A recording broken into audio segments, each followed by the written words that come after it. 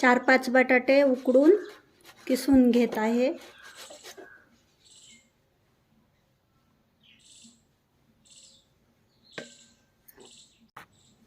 साबुदाणे आहेत भिजलेले अर्धा किलो।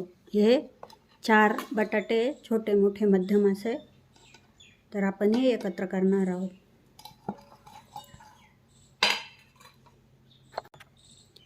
साबुदाणा आणि बटाटा एकत्र केला। आता आपण त्याच्यात टाकणार आहोत मिरची, लाल तिखट आहे आणि मीठ आहे, हे आपण याच्यात टाकणार आहोत आणि कालून घेणार आहोत। हे मी कालून घेतलेलं आहे। मी तुम्हाला सांगणार आहे, बनवून दाखवणार आहे बटाटा आणि साबुदाण्याच्या पापड्या, आणि त्या पण तिखट पापड्या।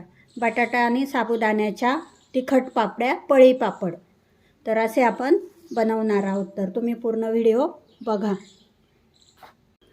याच्यामध्ये आपण आधण ठेवलेलं आहे, गॅस चालू आहे। हे उकळलं की आपण ते याच्यामध्ये टाकणार आहोत।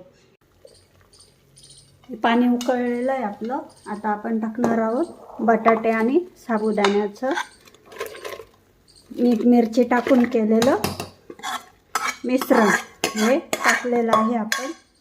आता हे शिजून घ्यायचं आणि आपले पळी पापड तयार। हे शिजून झालं ना की आपण मग त्याची पळी पापड टाकणार आहोत। असं हे आपलं तयार झालेलं आहे। आता आपण याचे पळी पापड टाकणार आहोत। असे थोडंसं थंड होऊन देते मी, नंतर असे पळी पापड टाकणार आहे। तर गावी आलेलो आहे, ऊन भरपूर आहे।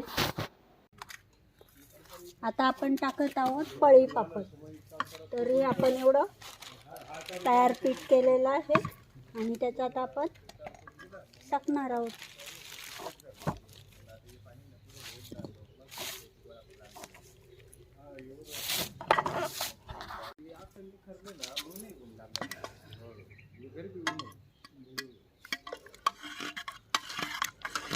तर आपण बनवलेले आहे पळी पापड। तर पळी पापड कसे झाले आणि मेन म्हणजे ते तिखट पण आहे, तुम्ही कमेंटमध्ये सांगा।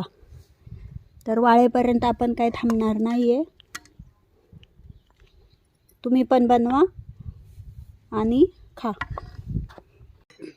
अशा प्रकारे आपले पळी पापड चालू आहे।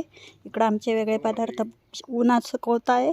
तर नवीन आयडिया तुम्हाला कशी वाटली हे तुम्ही कमेंटमध्ये सांगा। Bye bye.